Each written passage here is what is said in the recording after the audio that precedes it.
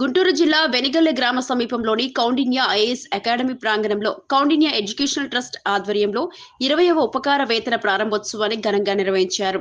Trust వ్యవస్థాపకులు ఈవి నారాయణ నేతృత్వంలో జరిగిన ఈ కార్యక్రమం ఈ నెల 4వ తేదీ ఆదివారం జరిగింది. తెలుగు రాష్ట్రాల పరిధిలోని 37 జిల్లాల నుంచి ఎంపికైన దాదాపు 500 మంది ప్రతిభ గల పేద విద్యార్థులకు మొత్తం 20 లక్షల రూపాయల ఉపకార వేతనాలను అందజేశారు.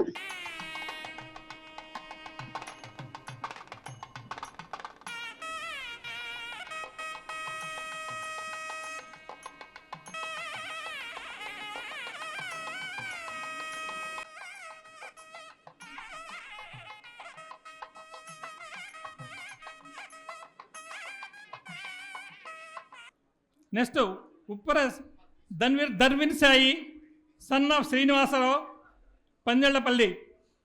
ఈ బాబు జూనియర్ ఇంటర్ ఎంపీసీ గ్రూప్లో 470 మార్కులు గాను 465 మార్కులు సాధించారండి. బాపట్ల జిల్లా నుంచి వచ్చారు. దయచేసి విద్యార్థిని తల్లిదండ్రులు వారికి ఎంకరేజ్ చేయాలంటే చప్పట్లతోటి వారిని అభినందించండి. దయచేసి చప్పట్లు కొట్టాలి అని చెప్పేసి ప్రత్యేకంగా చైర్మన్ గారు కానీ వేదిక పెద్దలు కానీ మీకు చెప్పాల్సిన అవసరం లేదు. మీ బిడ్డలను అభినందించుకున్నట్లని వాళ్ళని మీరు అభినందించండి దయచేసి. Kagitha Pavan Kumar son of Sivabalajirao. ఈ బాబు నీట్లో 74,675 ర్యాంక్ సంపాదించి first MBBS Pingali Venkayya government medical college మచిలీపట్నంలో చదువుతున్నారు. కాగిత పవన్ కుమార్ వచ్చారమ్మా. Pavan Kumar okay. Leela Chennu daughter of Suresh Babu Tenali. ఈ పాపకి మనం ఎంబీబీఎస్ స్టార్ట్ అయిన దగ్గర నుంచి మనం ఇస్తున్నాండి. ఈ సంవత్సరం థర్డ్ ఇయర్ ఎంబీబీఎస్ అవుతుంది. నెక్స్ట్ నాదెళ్ల మహితా చౌదరి అమరేంద్ర గారి కుమార్తె వినుకొండ పల్నాడు డిస్ట్రిక్ట్.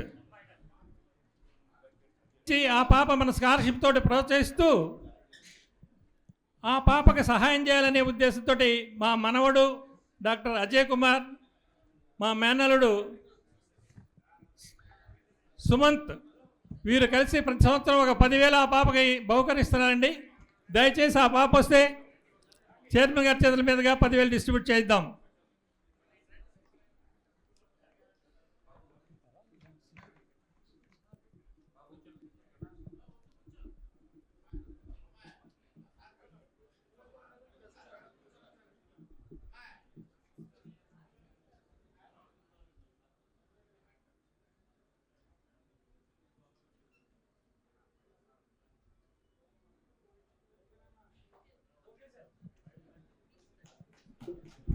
ఈ కార్యక్రమం చూసుకుంటే మరి రిటైర్ అయిన తర్వాత ప్రిన్సిపాల్గా చేసిన తర్వాత సమాజంలో ఉన్నటువంటి అసమానతలను గుర్తుపెట్టుకొని 1,00,000 రూపాయల పెన్షన్తో మొదలై ఈరోజు 2.5 కోట్ల రూపాయల కార్పస్ ఫండ్ తీసుకువచ్చి అంటే తీసుకురావటమే కాదు దాన్ని పటిష్టంగా ఒక లాకర్లో పెట్టారు. అంటే ముందు ఆయన చేసినటువంటి ఈ కార్యక్రమం నిర్వీర్యం అవ్వకుండా ఇది దినదినాభివృద్ధి చెందుతూ ముందు తరాల వాళ్ళకి ఉపయోగపడాలనే విధంగా చేసిన విధానం కానీ, ఆ రోజుల్లో 3తో స్టార్ట్ అయ్యి ఈరోజు దాదాపు 9,000 మందికి ఈ డబ్బులు ఇచ్చే విధానం కానీ, ఈరోజు 2 రాష్ట్రాల్లో వారు చెప్పినట్టు జిల్లాలకు సంబంధం లేదు, జాతికి సంబంధం, వ్యక్తులకు ఇచ్చేటువంటి గౌరవం, ఆ గౌరవము ఈ డిసిప్లిన్ నేర్చుకున్నప్పుడే మీరు కూడా ముందుకు వెళ్తారు. ఇలాంటి ఎన్నో మహోన్నతమైనటువంటి లక్షణాలు ఉండి మీ అందరి గురించి ఆలోచిస్తూ, అంటే ఇందులో స్కాలర్షిప్లు తీసుకునే వాళ్ళు ఒక 10% మళ్ళీ వారితో టచ్లో ఉంటారో లేకపోతే లేదో తెలియదు, కానీ 89% మీ జీవితంలో మీరు వెళ్ళిపోతారు. మీరెవరో కూడా తెలియదు. అయినప్పటికీ కూడా ఇంత ఓపికగా చేసుకునేవాళ్ళు సమాజంలో ఎంతమంది ఉన్నారో మీరే లెక్క పెట్టుకోండి. చాలా అరుదుగా ఉంటారు, 1-2 తప్పించి.